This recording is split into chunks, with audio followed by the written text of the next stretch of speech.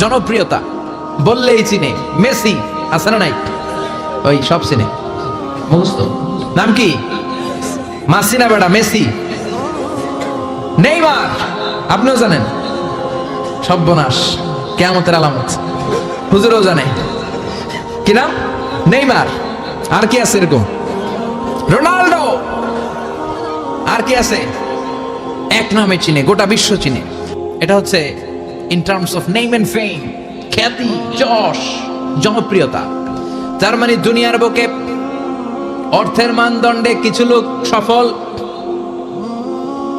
আবার ক্ষমতার মানদণ্ডে কিছু লোক দুনিয়ার বুকে সফল, আবার জনপ্রিয়তার মানদণ্ডে কিছু নাম বললেই সবাই চিনে। অমিতাভ বচ্চন, শাহরুখ খান, আমির খান, সালমান খান, খয়ার খান, আছে না নাই?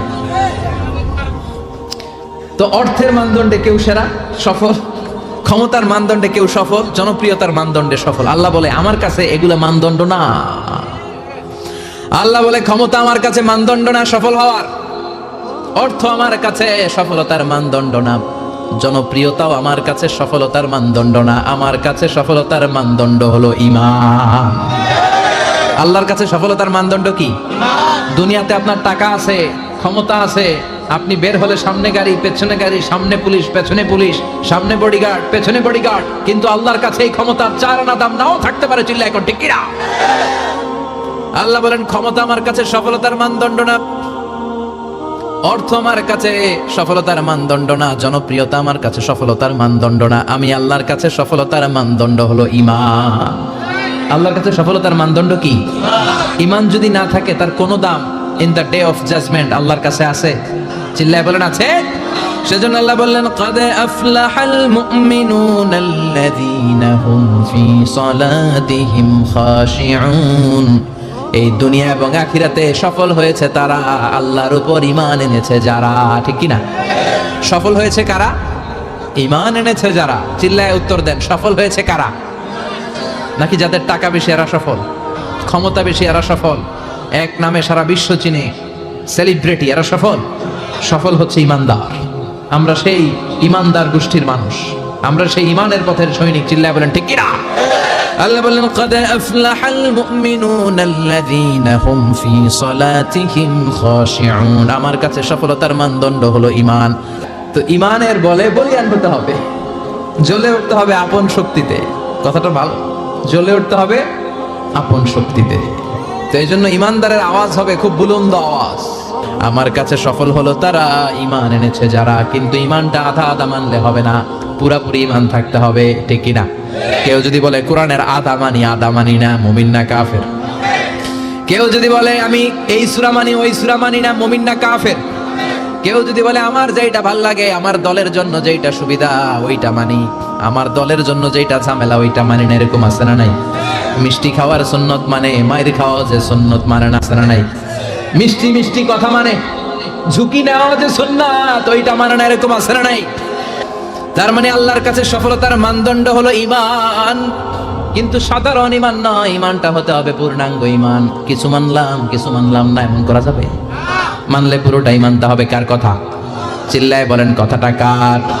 আবার আল্লাহ বললেন ঈমান আনলে নির্ভেজাল ঈমান থাকতে হবে। ওই ঈমানের মধ্যে শিরক থাকলে হবে নাকি? কথা কোন? আল্লাহ বললেন ওয়াল্লাযীনা আমানু ওয়া লাম ইয়ালবিসু ঈমানাহুম বিযুলমিন উলাইকা লাহুমুল আমনু ওয়া হুম মুহতাদুন।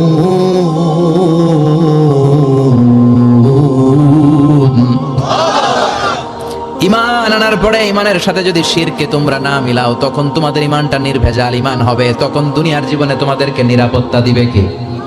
আবার হেদায়েত দিয়ে তোমাদেরকে ধন্য করবে কে?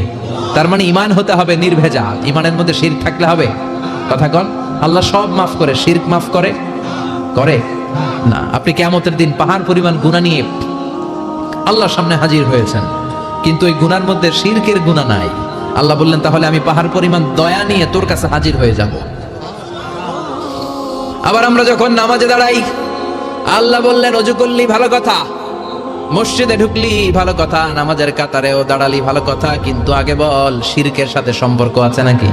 আমরা বলি ওয়াজ্জাহাতু ওয়াজহিয়া লিল্লাযী ফাতারাস সামাওয়াতি ওয়াল আরদা হানিফান ওয়া মা আনা মিনাল মুশরিকিন। আমরা নামাজের শুরুতে ঘোষণা দেই আল্লাহ ওয়া মা আনা মিনাল, আল্লাহ আমরা শিরক করি না, শিরকের সাথে আমাদের কোনো সম্পর্ক। আবার যখন হজ করতে যাই, লক্ষ লক্ষ হাজি সাহেবান আরাফাতের ময়দানে কাঁদে, আল্লাহর কাছে ডাকে, আল্লাহরে ডাকতে থাকে। আল্লাহ বলে ডাকাডাকি পরে কর, হজ পরে কর, আগে বল শিরক করস নাকি? তখন সবাই ঘোষণা দেয় লাব্বাইক আল্লাহুম্মা লাব্বাইক, লাব্বাইক লা শারীকা লাক লাব্বাইক, আল্লাহ আপনার সাথে শরীক করি না। এই ঘোষণা দেওয়ার পরে এরপরে হজ কবুল হয়, এরপরে সালাত কবুল হয়। তাহলে ঈমান হতে হলে এটা নির্ভেজাল ঈমান হতে হবে। ওই ঈমানের সাথে শিরকের কোনো ছোঁয়া, কোনো ছিটেফোঁটা সেখানে থাকতে পারবে। আল্লাহ বলে ঈমান যদি নির্ভেজাল হয় আর যদি ঈমানটা পাকাপোক্ত হয়, তাহলে তোমাদের সাহায্যের জন্য গায়েবী মদদ আমি পাঠিয়ে দেব। সুবহানাল্লাহ। ওয়ালা তাহিনু ওয়ালা তাহজানু ওয়া আনতুমুল আ'লাউনা ইন কুনতুম মুমিনিন। ভয় নাই, বিপদ নাই, চিন্তা নাই। ঈমানদারের মতো যদি ঈমানদার হও, ঈমানটা যদি ওই রকম হয়, তাহলে কোনো চিন্তা নাই, আমি আল্লাহর সাহায্য তোমাদের সাথে আছে না নাই? নবীদের ঈমান ছিল সেই রকম ঈমান, ঈমানের মতো ঈমান, ঠিক কি না? নবী মুসার মতো ঈমান হলে রাস্তা হবে সাগর জলে। নবী ইউসুফের মতন ঈমান হলে একে একে দরজা খোলে। নবী ইব্রাহিমের মতন ঈমান যদি আজও থাকে বিদ্যমান, অগ্নিকুণ্ডে দেখতে পাবে খুবসুরত এক ফুল বাগান। সুবহানাল্লাহ পড়েন। এজন্য ঈমানের মতো ঈমান হলে সাহায্য পাঠাবে কে? আল্লাহ বললেন ওয়ালা তাহিনু ওয়ালা তাহজানু ওয়া আনতুমুল আ'লাউনা ইন কুনতুম মুমিনিন। ভয় পেও না, চিন্তা করো না, আল্লাহর সাহায্য আছে না নাই? বিপদ যত বেশি আসে, পরীক্ষা যত বেশি আসে, বিজয়ের পতাকা পতপত করে উড়ার সময়টা কাছে আসতে থাকে, ঠিক কি না? আকাশে যখন ঘুটঘুটে বেশি অন্ধকার দেখা যায়, প্রচন্ড অন্ধকারে যখন আকাশ একেবারে ছেয়ে যায়, রাত্রি যখন গভীর হয়ে যায়, সুবহে সাদিকের আলো আসার সময়টা কাছে আসতে থাকে, ঠিক কিনা? গর্ভবতী নারীর পেটের প্রসব বেদনা যত বেড়ে যায়, নতুন মেহমান দুনিয়াতে আসার সময় ঘনাতে থাকে, তেমনি ইমানদারের উপর আযাব গজব অত্যাচার যত বাড়তে থাকে, ইসলামের বিজয়ের সময়টাও কাছে আসতে থাকে। এজন্য ঈমান হতে হবে ইমানদারের মতো, ঈমান হতে হবে পাক্কা ঈমান। চিল্লায় বলেন ঠিক কিনা?